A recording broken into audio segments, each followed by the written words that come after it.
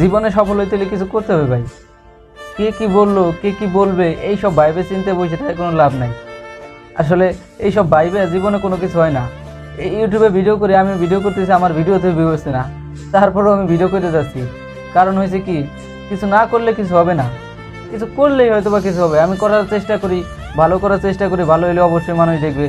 এখন এই ভালো যদি না হয় বা আমি যদি মানুষের যদি ভালো না লাগে, সেই সেই ভয়ে বা মানুষ কি বলবে, ভালো না হলে পরে মানুষ সমালোচনা করবে বা মানুষ হাসাহাসি করবে, এইসব চিন্তা করে যদি আমি না করি, তাহলে পরে কিছুই হবে না।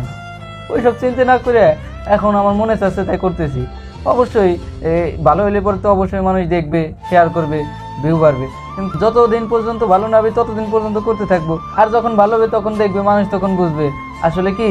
যদি এই যে এখন যেমন আমার ভিডিও ভালো হচ্ছে না বা কারো পছন্দ হচ্ছে না, কেউ দেখতেছে না, সেই ভয়ে যদি আমি না করি তাহলে পরে কীভাবে আগাবো? এই জন্য এটা কথা কি, কিছু না করার চাইতে কিছু করা ভালো।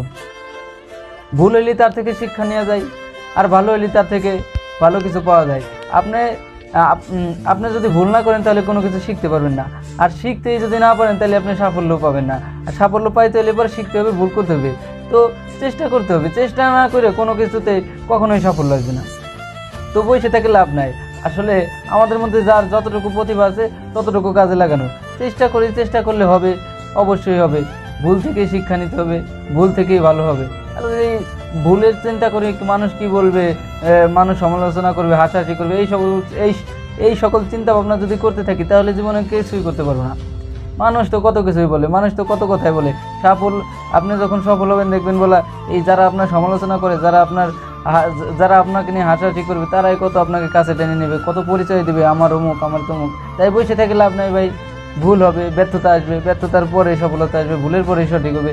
এই চিন্তা ভাবনা না করে কোনো কিছু না করার থেকে করতে থাকি, জীবনে কিছু হইলেও হইতে পারে।